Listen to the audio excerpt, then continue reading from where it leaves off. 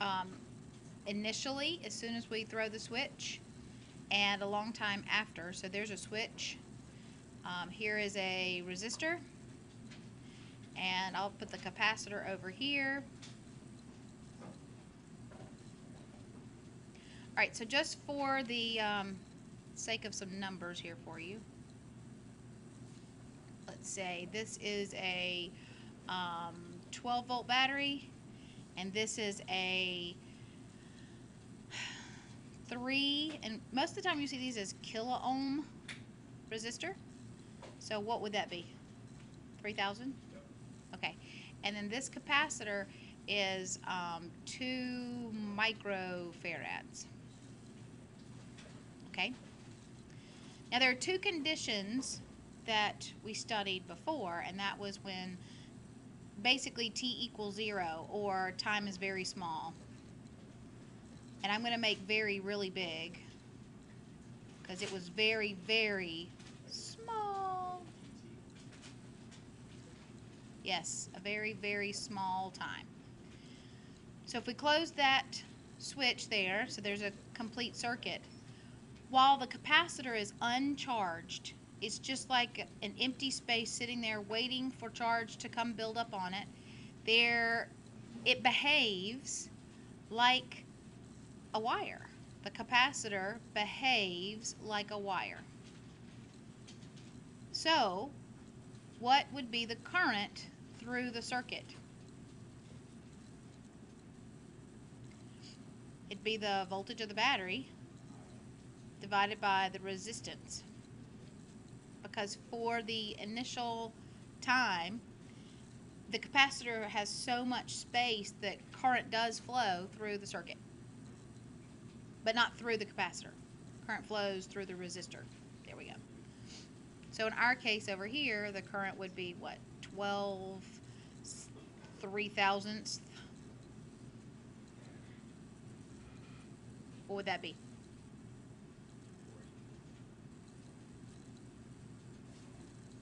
4 milliamps.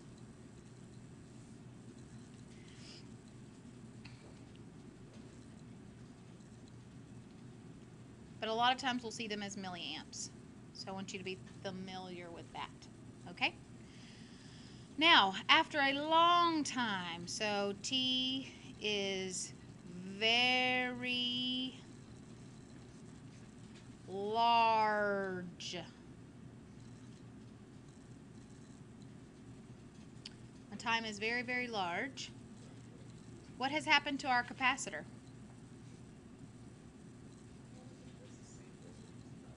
It does have the same voltage as our battery, and it's completely charged. So is there any room or any space for charges to move through the circuit? So the voltage of our battery, in this case,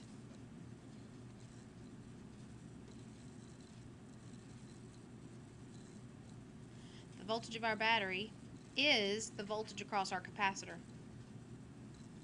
And what's the current through the resistor then? 0. The capacitor is full.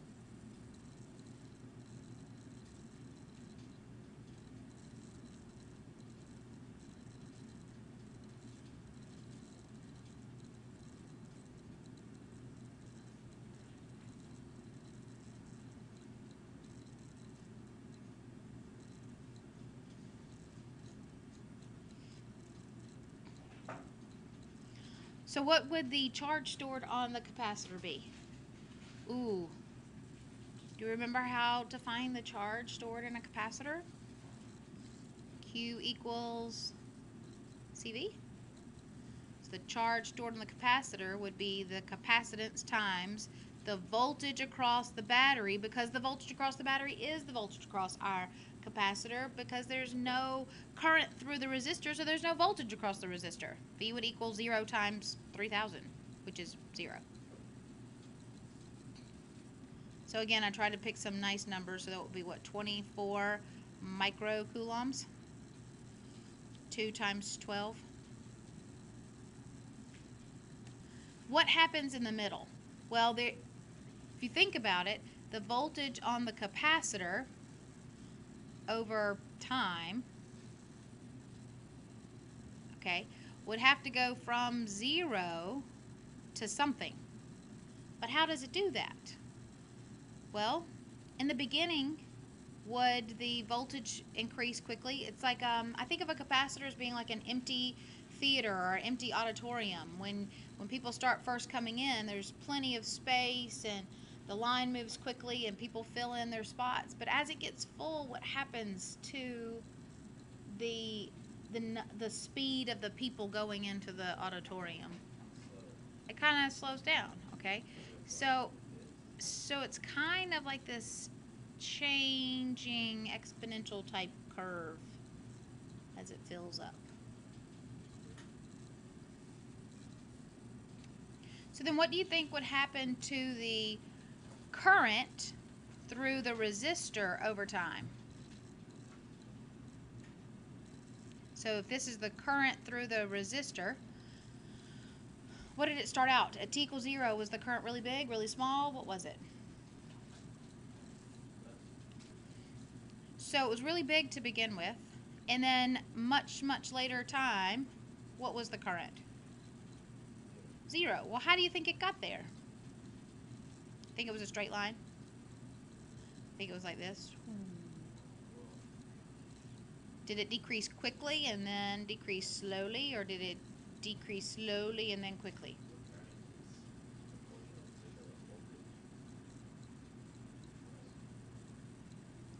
Oh, I'm trying to make it asymptotic. Oh, till like it reaches 0. What do you think?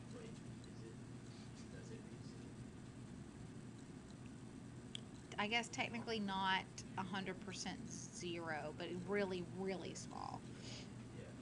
So, more of a asymptotic type curve there. Okay, so now we need to figure out how to deal with what happens between t equals 0 and t equals something really, really big. So let's first look at charging a capacitor. And then we'll look at discharging the capacitor, because once we store the charge, then we can use it to do something else in the circuit. So let's first look at charging a capacitor.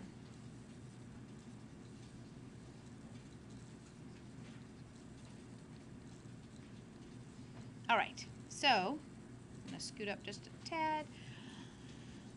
Let's draw another circuit. Again, the same sort of RC circuit. This time I'm going to put my capacitor in, and then I'm going to put my resistor in.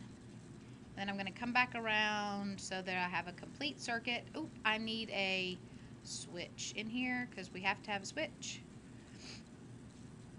So when the switch is closed, there is something happening. There is charge moving in the circuit. We're going to call this battery an EMF. Okay.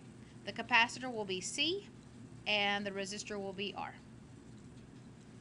Now once I close that switch, so if I close the switch there, those little dots are my action of closing the switch, then I have a complete circuit. And Kirchhoff says if I sum the voltage around that whole loop, I'll get 0. So let's do that.